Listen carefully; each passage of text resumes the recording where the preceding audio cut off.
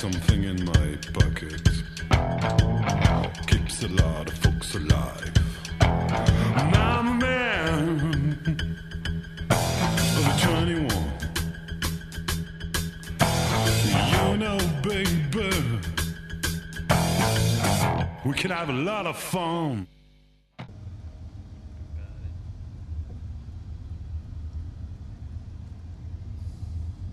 Salut tout le monde, salut les Whammers, salut Club Poker, salut la France. Un tournoi de plus aujourd'hui, mais pas n'importe lequel. C'est le 5000 Short-Handed que nous allons jouer. On ne sait pas exactement combien il y aura de joueurs, mais traditionnellement c'est un des tournois les plus durs du monde. Il y a beaucoup de joueurs de cash game qui ne sont pas spécialistes de tournoi, mais qui sont extrêmement bons en Short-Handed, qui décident de faire un tournoi dans l'année et c'est celui-là.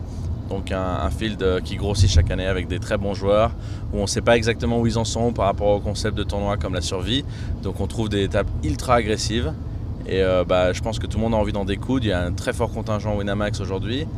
Et on va voir ce qui va se passer. On a des spécialistes du short-handed chez la team Winamax, puisque déjà la plupart de nous jouent en cash game. Je pense que ceux qui jouent au plus haut niveau en No Limit Hold'em en short-handed, c'est Guillaume, notre fournisseur de fiches officiel aujourd'hui au volant. Et Toll, qui est Toll Talix Antoniro, qui est dans la voiture de Michel aujourd'hui.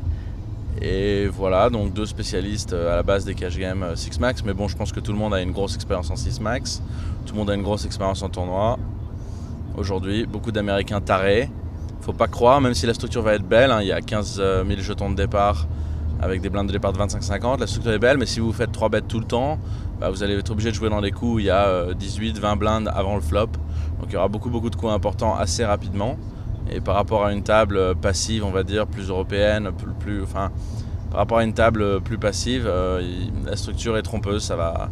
Les joueurs savent qu'ils ont des jetons et du coup vont se forcer à jouer des gros coups dès le départ, que ce soit pour créer leur image ou pour voler. Donc j'espère qu'il y aura des bonnes nouvelles. Il peut y avoir des très gros tapis comme on voit parfois dès le départ. Il peut y avoir des busts immédiats et puis ce sera la règle du jeu, quoi. Que le meilleur gagne.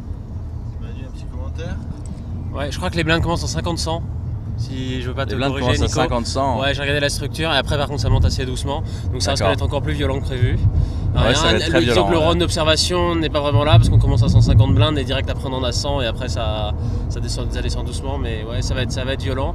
Le niveau en 6 max a complètement explosé depuis 2 ans sur le net. Ouais, je suis d'accord. Il y a un nombre de grinders hallucinant maintenant qui a un niveau très fort. C'est ça en fait, c'est le nombre de bons joueurs qui a explosé, quoi. Et tous les bons sont là aujourd'hui.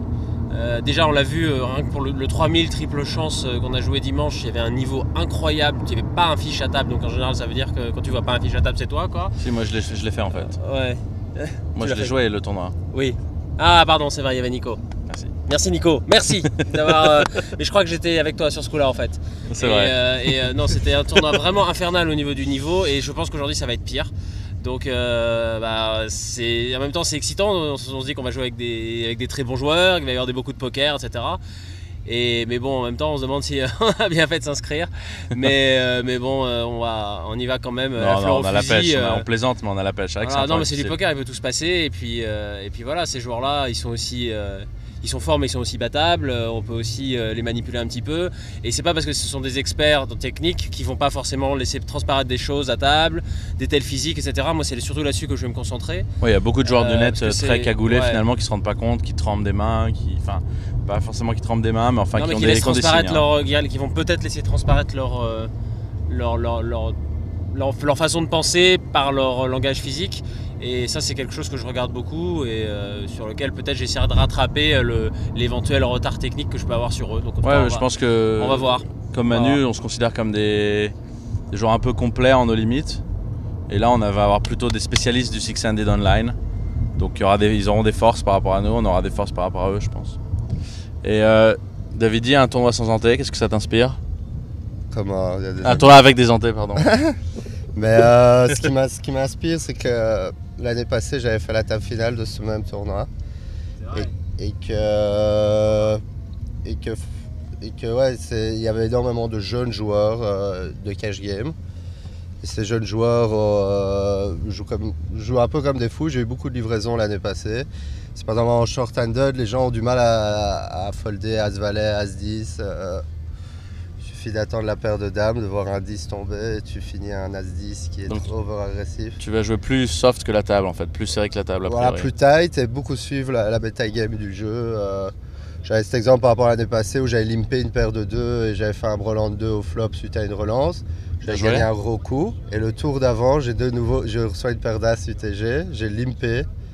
Il y a eu raise, re-raise, sur relance derrière, donc un 5-bet, alors qu'on est 6 à table. Bon, j'ai du shove derrière, mais pour montrer l'agressivité et de suivre le metagame du jeu. Là, en limpant cette paire d'as, je savais que j'avais minimum un raise. Bon, il y en a eu 3 derrière. Mais Génie. pour dire simplement comme quoi, c'est un peu trop, à mon goût, c'était un peu trop agressif. Les gens avaient l'impression de jouer un tournoi à $5 chez eux à la maison, online. Donc c'était un peu trop agressif. Donc, Ouais, je suis d'accord. Je c'est pense que peut-être pas une mauvaise chose, je pense que les ranges online sont beaucoup plus larges. Voilà. Et il y a des joueurs qui se rendent pas compte quand ils font la transition que là en face, ils vont pas être collés par des trucs aussi larges. Et du coup, les pushes sont pas aussi profitables et qui finalement font des livraisons en fait. Voilà. Sans s'en rendre compte. Ce qui serait bien joué sur un tournoi sans rebuy, l'est pas forcément au 5000 short-handed à Vegas. Et ben voilà. Bon bah c'était la fournaison numéro 1 de Winamax, de la voiture de Guillaume, en direct de Las Vegas. Et souhaitez-nous bonne chance. Comme on a dit.